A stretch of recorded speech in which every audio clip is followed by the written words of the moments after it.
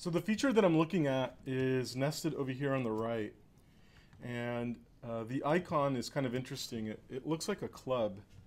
So if you play cards, you're probably familiar with this little symbol that looks like a club or a three-leaf clover. So if you click on that, you'll notice that it opens up a panel called the symbol panel. So I'm going to tear this away. Now, the symbol panel works in conjunction with a feature called the symbol sprayer. So this is the symbol sprayer. You'll notice that it looks like a paint can. If you hold your mouse down on this icon, you're going to notice that there's a number of other symbol-related features that are accessible here.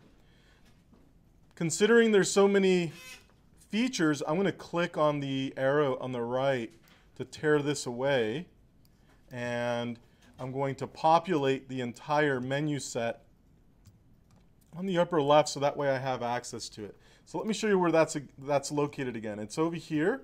It's below the eyedropper and the gradient and the blend tool and the mesh tool. So it looks like a spray can. So I'm going to hold my mouse down on that, click on the sidebar, and tear it away.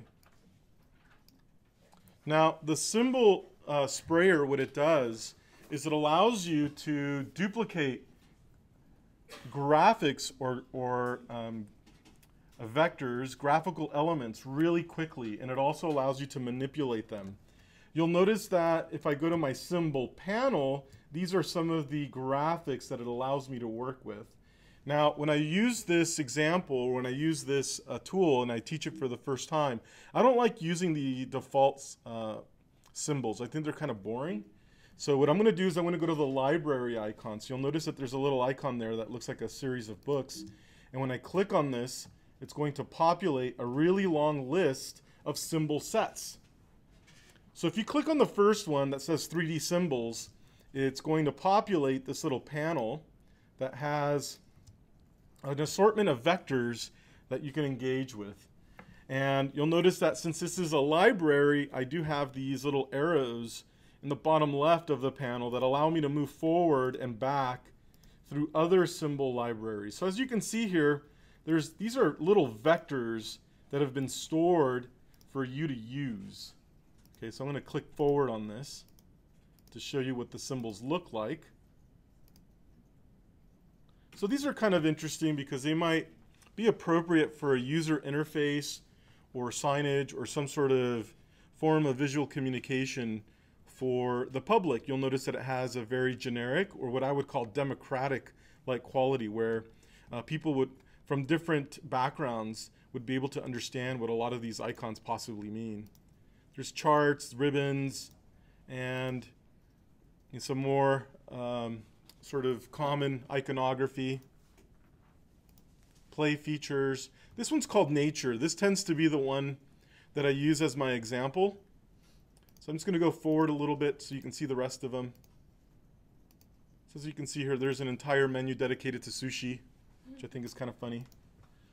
Tiki, web buttons, web icons. So as you can see here, there's iconography here that you might want to use at some point in time. But I'm going to focus on the nature set, and the reason for it is that I have a little story. I always have kind of I try to provide a context for some of these tools, and so the context that I like to share with my students revolves around the nature set. So you'll notice that in the nature set, I have a number of leaves that are available to me to work with. So you'll notice that if you hover over the symbol, it tells you what the symbol is called. So this one right here is called Maple Leaf, bless you. And this one over here is called Maple Leaf 2. So the first maple leaf is kind of orange-yellow, call it the yellow one. And then I also have an orange maple leaf. Okay, so there's two of them there. So just like colors, when you click on the icon from a library, you'll notice that it adds it to the default symbol panel. So it's available for me to work with there. If I click on the second maple leaf, or the red one, you'll notice it adds it there as well. Okay. You'll notice that the active symbol, the one that I'm actually prepared to use, has a outline around it. So which one is the one that's currently active based on my symbol panel? Which one's currently active? The red one. If I click on this one, this is the one that's currently active, the yellow one. So you'll notice that there's a frame that's being described around the icon. So the first tool that we use with a symbol is the sprayer. So if I hover over the icon, you'll notice that it says symbol sprayer. If you double click on this icon, it'll populate the symbol tools options. And the very first option that I have is a diameter. And the diameter is the size of the brush. So that's what's describing this really large circle that you're seeing when I hover my cursor in different positions. So I can make the diameter smaller if I want to. And I'm going to do that. I'm going to make it a 1-inch diameter. Okay. And then the next important variable that I have here is intensity and density. Intensity and density. And in my case, it says 8 for intensity and 5 for density. I don't remember what the default is. It may be that, but I just don't know. But I do know that the intensity caps out, or the maximum that I can apply to this is 10. So it goes from 1 to 10. If I type in 25 and hit tab to jump to the next field, you'll notice that it re-inputs it at 10. So it's from 1 to 10. So what's the difference between intensity and density? So intensity is the rate in which the tool works, how fast it works. So the greater the intensity, the faster it applies the effect. The density is how large of an area of influence it has. So I can have a larger area of influence by typing in 10, but the tool won't work very fast if I type in an intensity of 2. So it's a slow tool, but it's affecting a large area. Does that make sense? So intensity is how fast, and density is how much of an area of influence it will affect. So for the sake of this example, I'm just going to type in 5 and 5. So that way it's sort of in the middle in terms of both variables. But we might come back to this and change it just for the sake of example. And I'm going to go ahead and hit OK. So you'll notice that the brush head changed in diameter. It's not as big anymore. Right? I remember it was 2.5 inches, and now it's only 1 inch. So it's a smaller area of influence. All right, so I'm about to start clicking with this symbol sprayer. It looks like a spray can. And which symbol should I expect to create? Which symbol should I expect to create?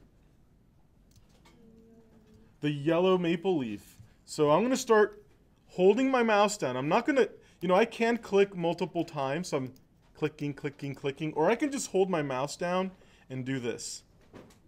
So the rate in which it's populating the maple leaves, you'll notice it's kind of slow. It's not super fast, but it's in control. It's in control. Is based on that intensity setting.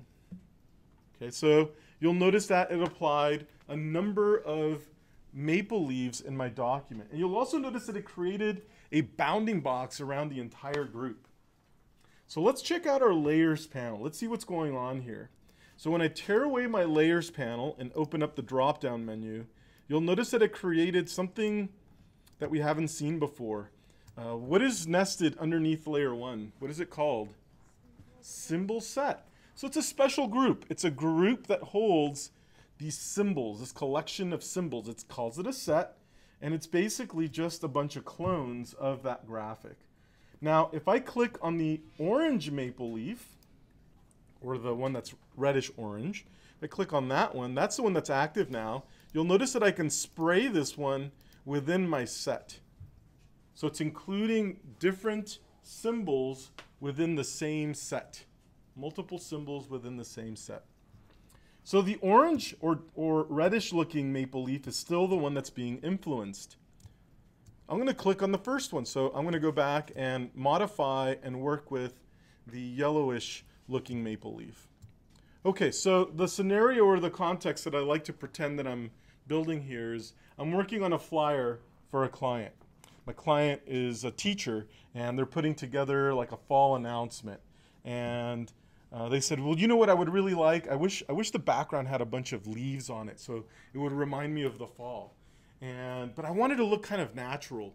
So I start off with the symbol set, but when I look at it, does it look natural? Does this look like leaves that you would see on the ground.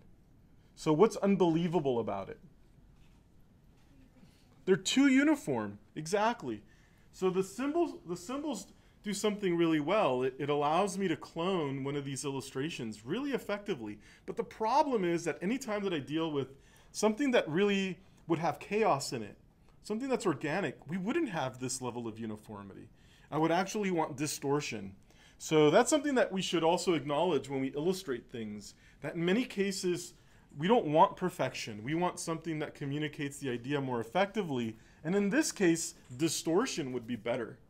So the rest of the symbol tools are there to build in the distortion.